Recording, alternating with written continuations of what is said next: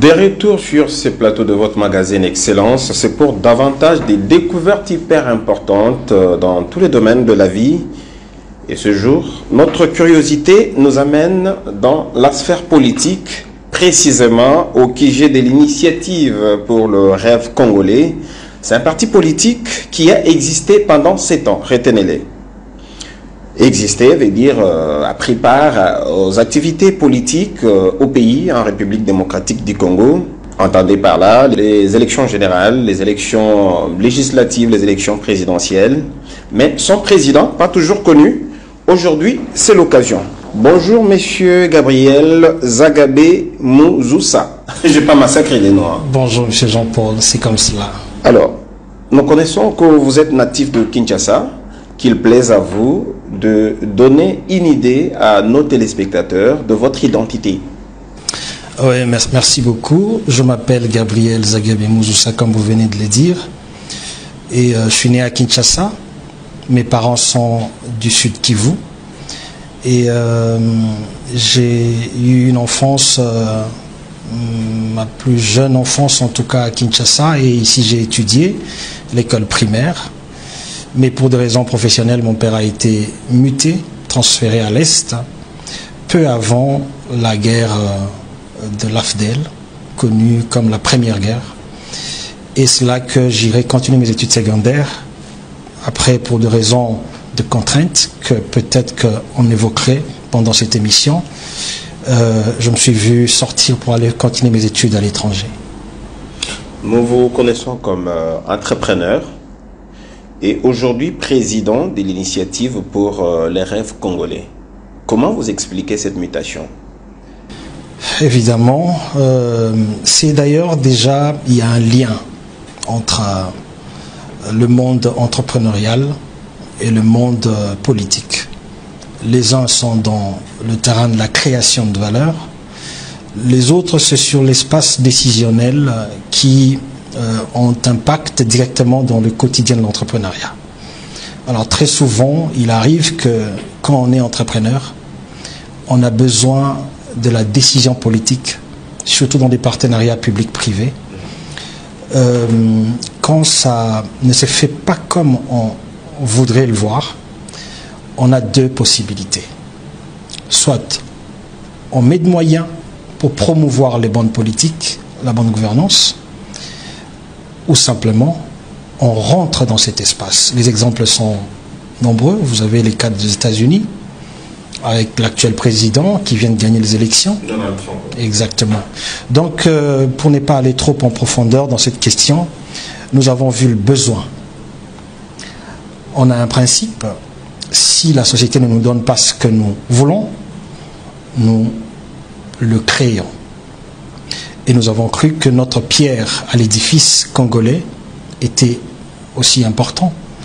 Et surtout avec des nouveaux changements que notre pays est en train de connaître. Vous le savez bien, l'arrivée au pouvoir du président actuel, qui a été acclamé par presque tout le Congolais, c'était une opportunité pour nous de... Évidemment, c'est venu un peu après notre descente dans l'arène, mais c'était dans cette dynamique-là que nous descendions dans l'arène pour voir ces genres de changements. Et d'ailleurs que nous accompagnons pour le reste du temps. C'est quoi l'idéologie du parti IRC? Je vais vous répondre à 2 volets sur cette question.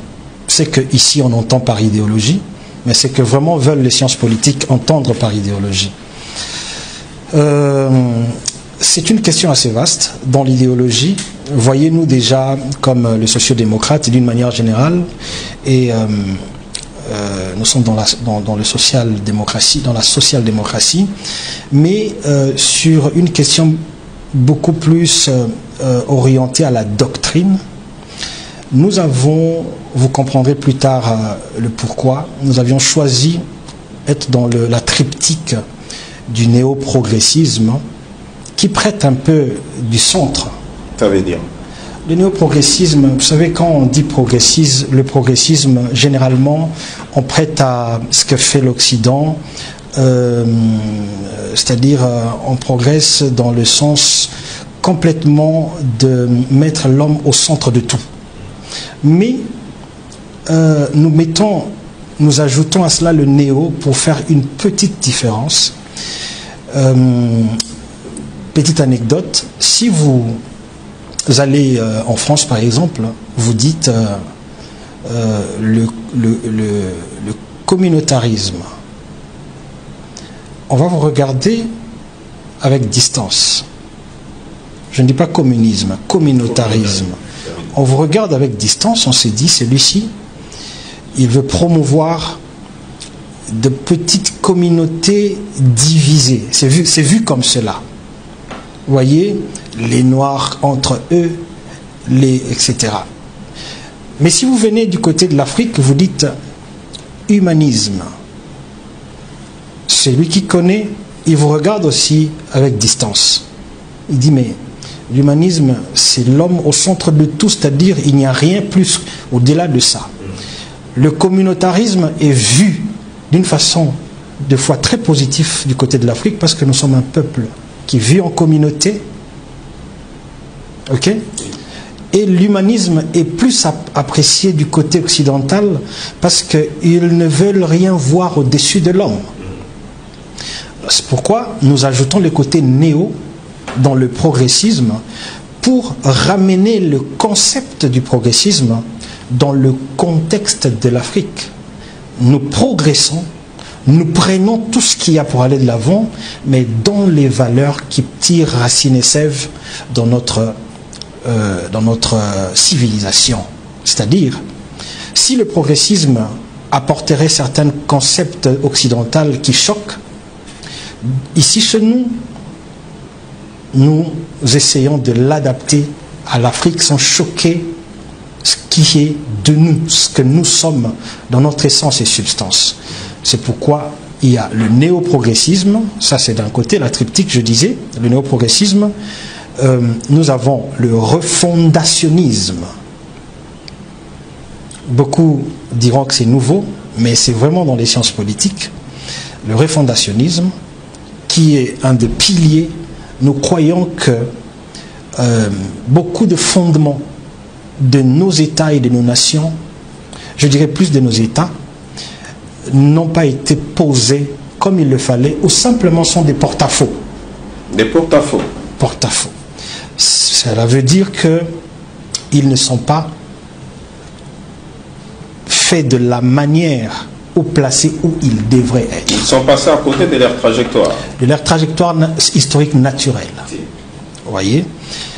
Et donc nous avons le néoprogressisme, le refondationnisme et le constructivisme. Ce sont les trois piliers de notre idéologie voulue entendre selon les sciences politiques. Si on veut les entendre, je vous l'ai dit, pardon, selon les sciences politiques. Mais bon, parlons de l'idéologie comme ça s'est fait entendre ici chez nous, parce que généralement ici on dit, vous êtes de quelle idéologie? On voit plutôt le positionnement. De quel côté vous êtes? Je voudrais aussi répondre à cela pour ceux-là qui voudront l'entendre. Déjà, nous sommes dans l'union sacrée, mais je vais dire plus que ça. Nous sommes plutôt dans le choix de la raison de deux mandats du président actuel. Nous avons choisi, on a appelé le choix de la raison, voir ces deux mandats commencer et aller jusqu'au bout. Ça serait une opportunité, ou c'est une opportunité pour le Congo, de voir un fils du pays, déjà par ses origines dans notre pluralité nationale, du centre, fils d'une famille très connue et d'un leader connu, lui donner l'opportunité de faire ce qu'un fils du pays peut faire pour le pays. Et s'il fait déjà 5 ans, pourquoi recommencer à zéro avec un nouveau? S'il peut avoir l'opportunité de faire ce que lui donne par nos textes, ce que notre constitution lui donne comme opportunité. Donc nous avons fait ce choix, nous sommes du côté du pouvoir en place. Est-ce que vous êtes déçu de votre choix, président? Non, pas du tout. Je crois que si on est honnête, nous allons apprécier d'abord déjà l'alternance qui a eu lieu. nous allons apprécier des moments forts. Est-ce que vous êtes fier de dire aujourd'hui que la politique peuple d'abord a été une réalité? Écoutez, c'est un chantier. J'ai cru entendre que vous êtes des sciences politiques. Vous savez que pour l'essor d'un pays, il faut 5 quinquennats. Cela ne veut pas dire que ça doit forcément être la même personne. Allez-y. Il faut 5, non, je dis 3 quinquennats, 5 années. Voilà ce que je veux dire. 5 années. 15 ans. 15 ans. Le premier quinquennat, c'est d'assainir. Le deuxième quinquennat... C'est ce que le chef de l'État a fait? Je crois que ça a commencé. Et ça pourrait continuer. Je crois que c'est entré jusqu'au deuxième quinquennat. Nous avons des témoignages, nous avons vu comment beaucoup de politiciens ont été traduits devant les instances juridiques, judiciaires même, je voulais dire. Et je crois que ce travail est encore à faire. Il faut être relâché après. Hein. Je crois que l'accompagnement de l'actuel président à l'actuel ministre de la Justice en dit long. C'est une bonne intention, mais l'enfer est pavé des bonnes intentions. Je crois que c'est un travail à parfaire. Le travail est important. Je ne dirais pas, moi je ne poserai pas, sans vouloir reprocher votre question, je ne poserai pas la question de la déception, je poserai plutôt la question sur la satisfaction. Et je crois que le chantier continue. Il pose le jalon. Raison pour laquelle je vous ai demandé si vous étiez fier de... Exactement. Ce bilan à mi-parcours. Il pose les jalons, il faudrait plutôt penser comment le parfaire. Est-ce que vous pensez comme les autres aujourd'hui, puisque la question, le débat tourne autour de la révision constitutionnelle, qu'il faut partir de la révision constitutionnelle pour donner beaucoup plus de temps au chef de l'État? C'est une question assez importante pour le Congolais. Je voudrais la répondre d'une manière assez prêtez-moi le terme, assez philosophique, n'est-ce pas? La question, ce n'est pas cette constitution. La question, c'est la constitution. Pour dire le texte, le contrat. Est-ce qu'il faut un contrat social, un nouveau contrat social pour le Congo ou pas? Et je crois que sur base de principe, retenez ceci, quand je parle du contrat social, je reviens au texte depuis que le Congo est État. Dommage que ce texte-là est resté orphelin et même pas exploité dans nos espaces de réflexion scientifique, n'est-ce pas? C'est l'acte général de la conférence de Berlin. Je vous ramène là-bas pour répondre à votre question. Cette constitution ici n'est qu'une suite logique de tous ces textes qui viennent et vont, mais qui se fondent sur notre acte de naissance et qui donnent l'élan à notre jour pour jour comme peuple et comme État. C'est l'acte général de la conférence de Berlin. Tout se repose là. Si vous regardez, vous posez la question à nos jeunes qui terminent les sciences politiques, sociologie, les professeurs, faites l'expérience, moi j'en ai fait. Vous lui demandez, est-ce que vous avez une idée sur le contenu de l'acte général de la conférence de Berlin? Il vous dira non. Vous avez lu? Non. On vous en avait parlé. Le professeur avait survolé quelque chose là-dessus. Et le professeur, vous lui posez la question, mais pourquoi ce n'est pas dans le programme ou ce n'est pas... Vouloir changer la constitution conjoncturelle sans réfléchir sur l'acte ce qui constitue notre acte de naissance comme État, son pourquoi, son comment, son quand, pour comprendre tout le reste, c'est une démarche qui va être cosmétique. À mon avis, j'appellerais le Congolais à un travail de fond. Ce n'est pas un travail de 1, 2, 3, 4, 5 ans. C'est un travail... Soyez un peu plus clair. Si vous voulez que je sois clair, je crois que le Congo doit se refonder comme État. Le Congo doit se restaurer comme nation, renaître comme nation. Et le Congo et le Congolais doit se restaurer dans son identité ontologique, sur le plan ontologique, c'est-à-dire l'être. L'être congolais est dans son identité. C'est ça précisément ce qui doit être fait. Pour être concret sur votre question, en rapport avec la Constitution, je crois que travailler sur, vous avez appelé ça comment, modification de la Constitution, révision. Il y en a qui parlent même du changement. Du changement. À mon avis, je trouverais cela comme un travail nécessaire, mais conjoncturel.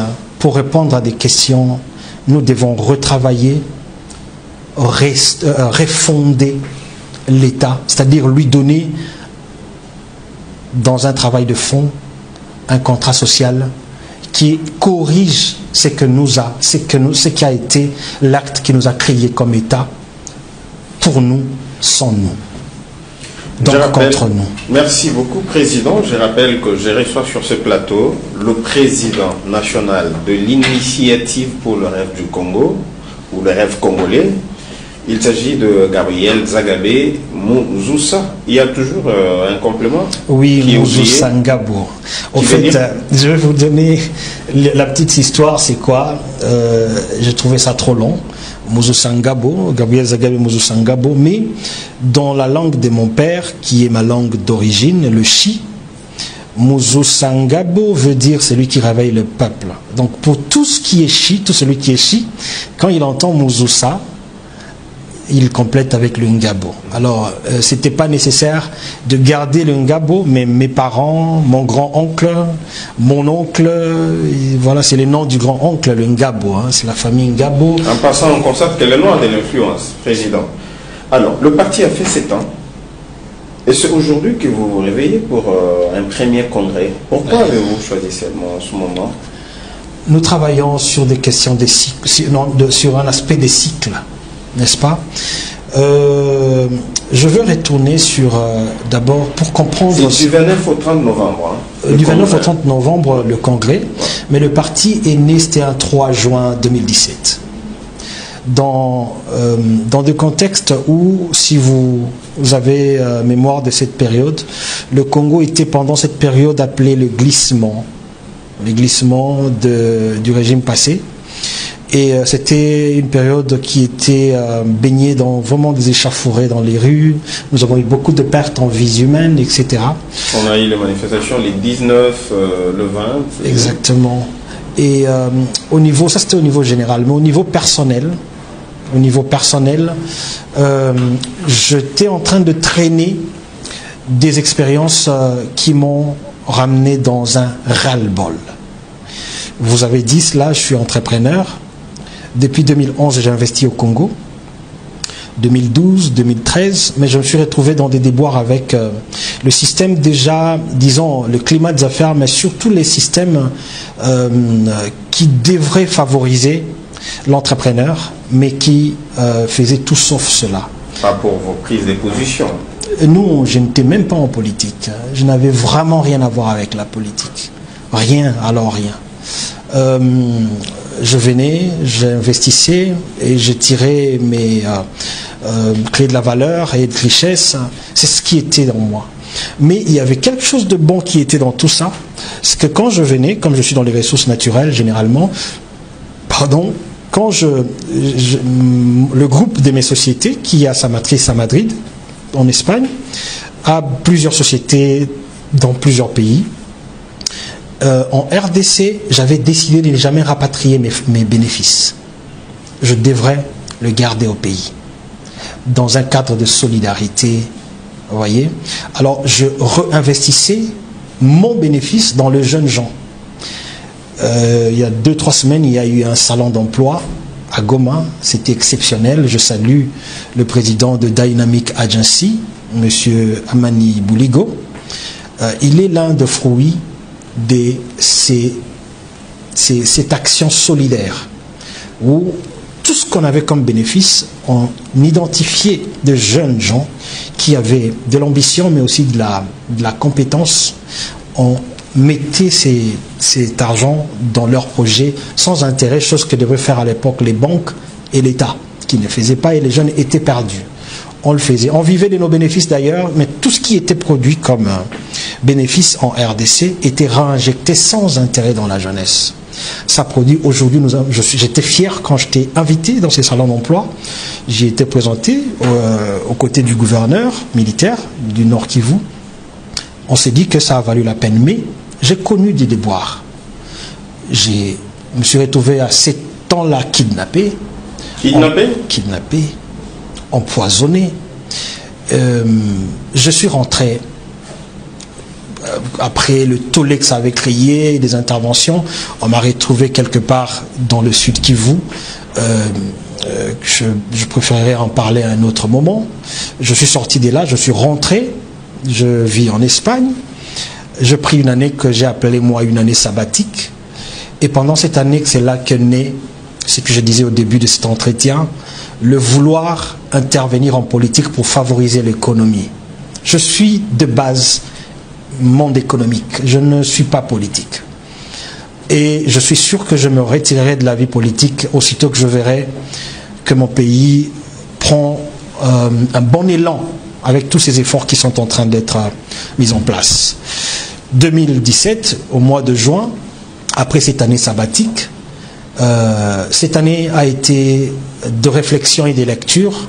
Je me suis plongé pour comprendre, Monsieur Jean-Paul, écoutez-moi bien, pour comprendre le pourquoi, qu'en est-il arrivé au Congo, pour que des élans et des initiatives entrepreneuriales puissent être interrompus par celui qui a le pouvoir décisionnel, celui qui devrait décider pour le mieux du peuple. En ces temps-là. Vous parlez justement de l'ancien président. L'ancien régime, je ne souhaiterais pas personnaliser, individualiser cela. Je crois que c'était le système. Et vous allez comprendre, quand je dis système, je vais y arriver à un autre moment. C'était vraiment un système mis en place. Alors je voulais comprendre pourquoi on en arrive là. Est-ce que c'était seulement le régime, le système de ce régime-là précisément, ou c'était un problème beaucoup plus profond? Parce que je ne pouvais pas comprendre qu'un bien de cette manière-là, un bienfait de cette manière, soit de cette façon-là interrompu, attaqué par ceux qui devraient plutôt l'accompagner. C'est là que je me suis mis à la lecture, mais aussi à l'interrogation, le bon questionnement. J'ai eu à visiter 3 des amis, des aînés, des grands frères, qui m'ont accompagné, en tout cas pendant ma vie adulte, que je saluerai ici. Mon aîné Raila Odinga, c'est l'opposant oui, l'opposant, mais aujourd'hui c'est, disons, l'opposant en son temps. Écoutez, il est actuellement, disons, vous avez suivi ce qui s'est passé au Kenya avec le Gen Z. Disons que c'est pratiquement l'allié de ce processus de changement avec le pouvoir actuel. Il est d'ailleurs propulsé par le propre régime du Kenya pour être le chairman de l'Union africaine. Je le souhaite vraiment de bonnes chances.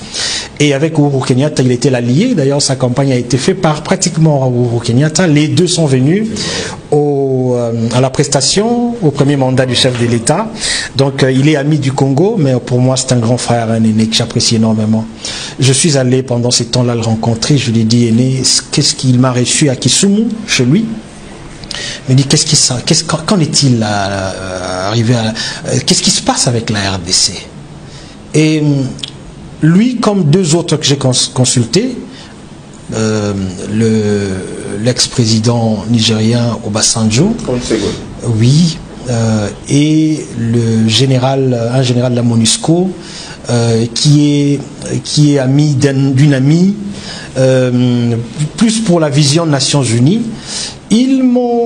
Dans mes recherches, ils m'ont dit quelque chose qui m'ont qui a attiré mon attention. Ils m'ont presque tous, de manière, au fait, de temps différents, à des occasions différentes, mais parlé des origines. C'est un problème qui remonte des origines. Et c'est là que je suis allé exploiter la question des origines. Au fait, qu'on le veuille ou pas. Au cours de votre année sabbatique. Pendant cette année sabbatique. Les origines déterminent ce que nous devenons. Comme individu, comme État. Aujourd'hui, ce que vous êtes, c'est que les conditions, l'environnement dans lequel vous ont mis vos parents et comment vous êtes né, ça vous accompagne tout le reste de la vie. Et ça s'applique dans l'État, dans les questions étatiques. Et pour comprendre ce qui nous arrive sur le plan conjoncturel, nous sommes obligés de rentrer sur les questions structurelles, mais surtout de nos origines, comment nous devenons État. Et c'est là que je découvre des choses qui m'ont réellement emballé, épaté, ébloui, et qui sont devenues le fondement ou bien la grande référence de tous les pas que je vais poser aussi dans le domaine économique comme politique. Je vous donnerai quelques exemples. Je découvre dans mes lectures, je me suis emballé dans les lectures des années 1860, 70, 80, 85 au-delà, période qui nous ramène des questions à la période, en fait, période où naît au Congo le premier État. D'ailleurs, pas né, créé le premier État. Dans quelles conditions? Pour quelles raisons? Des choses que je découvre, j'aurais aimé le discuter dans les espaces académiques. Je regrette que ça ne se débatte pas. Nous débattons l'économie, la banque centrale, la monnaie, des histoires qui sont d'aujourd'hui, mais qui ont des fondements beaucoup plus lointains. J'avais suivi une conférence d'un de nos aînés ici, politique et professeur, qui a voulu parler de questions structurelles, mais qui est resté pratiquement dans ce qui est conjoncturel. J'ai même remarqué de mes aînés, des professeurs, qui sont vraiment restés dans le conjoncturel. Je crois que ce ne serait pas bon plutôt citer les noms, mais c'est l'idée qui m'intéresse. Si on veut parler du structurel, nous devons aller au-delà de 1960. Et je n'ai pas entendu au-delà de 1960. Le structurel, c'est le modèle qui naît, le modèle économique qui naît avec l'État. Quel est le modèle économique qui naît avec l'État? Parce que c'était lié, on décide sans nous pour nous, d'un État dans l'acte qui va clôturer ces sessions, est bien mentionné quelle serait ou quelle nature ou quel modèle économique on réserve à ces nouveaux États, auquel on extirpe même la souveraineté économique en lui donnant un espace qui ne lui appartient pas. Le nom même le dit, État indépendant, c'est-à-dire État qui n'appartient à personne. Et si vous lisez l'acte, vous vous rendez compte que ça a été clairement dit. Un État qui ne sera jamais un État dans sa dimension de souveraineté, dans ses aspects régaliens. Il est dit que ces eaux appartiendraient à tout celui qui veut. Il faut le lire. Alors, deux questions viennent. Pourquoi on n'exploite pas notre acte de naissance comme État? Pour en tirer des leçons qui doivent nous servir aujourd'hui dans des questions comme ce qu'on veut amener de la révision de la Constitution. Est-ce que c'est ça la bonne démarche? Est-ce qu'il ne fallait peut-être pas déjà sortir cet acte et de sous-autres documents que je découvre dans des tiroirs des bibliothèques portugaises et belges qui parlent d'autres contrats connexes à cet acte-là de 1860, 65, 72, 70, 72. Vous découvrez qu'il y a des choses qui accompagnent la naissance d'un État. D'abord déjà dans les sciences politiques. Généralement, pas toujours. L'État est précédé par la nation. Pas toujours. Mais en tout cas, dans une logique, la nation vient. Et c'est la nation qui décide de se doter un gouvernement, délimiter son territoire parce qu'il s'identifie, les peuples s'identifient. Nous sommes un, voici notre délimitation et le territoire est délimité. C'est ça l'État. Alors, le Congo que nous connaissons vient de 450 peuplades qui décident de fuir la désertification du Sahara et du Kalahari, Sahara au nord et Kalahari au sud. les conditions de vie étaient très difficiles. Rappelez-vous de la période des migrations des peuples bantous. Ça allait de part et d'autre. Rappelez-vous le proto-bantou, c'est outil de communication. Ces peuples décident de descendre instinctivement vers le centre parce que là, ils trouvaient facilement ce qu'apportait des conditions meilleures de vie à l'humain. Il y avait le fruit, la viande, le poisson à la portée de la main. Alors, ils sont descendus, on parle de 450 à 600, mais arrivés là-bas, évidemment, comme toute autre nation, ils se sont bousculés les terres, mais pas comme on nous l'a dit dans l'histoire qu'on nous enseigne. Ils se sont bousculés au départ, mais ils se sont mués en 5 royaumes et empires et 9 sultanats vers l'est. Ça, c'est une gestation d'une nation. C'est la grossesse d'une nation. C'est une naissance en progression d'une nation. On les aurait laissés, ils seraient passés de 5 à 1 nation. Mais il y a 3 phénomènes qui se sont passés. Et je voudrais attirer l'attention de nos téléspectateurs sur ces questions, parce que c'est ce qui me pousse à la création, au saut et à la création de l'IRC, l'Initiative pour le rêve congolais. 3 phénomènes se sont passés. Quand ce peuple arrive là, il y avait un autre phénomène qui s'est passé parallèlement en Occident, c'était le grand schisme. Vous vous rappelez de l'histoire, quand l'Église catholique, qui détenait le pouvoir politique, se sépare avec le protestantisme. Il y a eu la guerre des 100 ans, qui a opposé beaucoup de pays, mais principalement, on le voit, la France et l'Angleterre. Vous vous souvenez de l'histoire des Jeanne d'Arc. Le grand schisme a provoqué une crise politique, mais aussi économique en Europe. Voyez, 1300, 1400, quand les explorateurs commencent à venir au Congo, vers l'Afrique. C'était après le traité des Tordesillas, que l'Europe a organisé à Tordesillas, c'est une ville de l'Espagne, où le Portugal prend l'Afrique et l'Espagne prend les Amériques. Ils se sont partagés et on a appelé l'Afrique Terras Nilus, la terre des personnes. Vous voyez déjà l'idée avec laquelle on va en Afrique, la terre des personnes.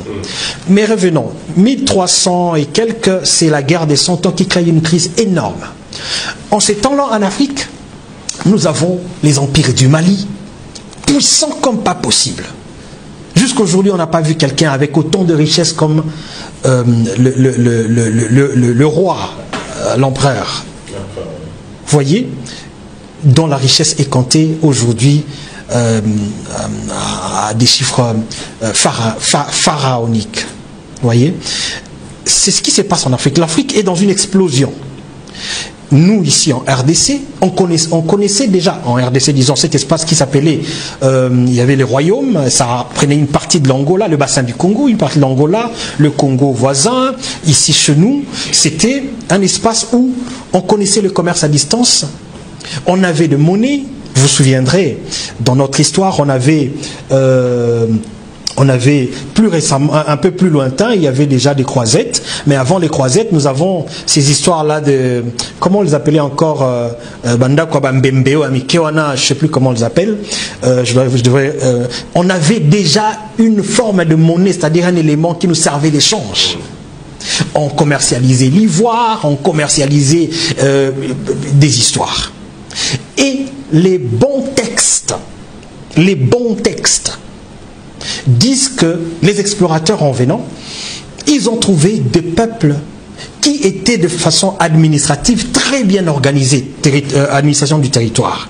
C'était exceptionnellement organisé. Chose qu'on ne dit pas à nos enfants, on ne disait pas, on ne dit pas à l'école. Il ne faut pas sortir cet aspect des choses. Pardon. Alors, la crise en Europe, c'est très important ce que je dis. Et la croissance, une nation naissante des 450 à 600 peuplades muées à 5 royaumes et empires, devenant puissants par le royaume Congo, Kulunda, Garaganze, Luba, etc., devenant puissants. Les autres se disent, là, on est en crise, on va faire des explorations. Dans une terra nullus, ils retrouvent tout ça. La particularité avec le Congo, c'était que ils trouvent un territoire, des peuples pluriels. Rappelez-vous que ce qui est pluriel dans des questions de peuple, ce qui est pluriel est une puissance.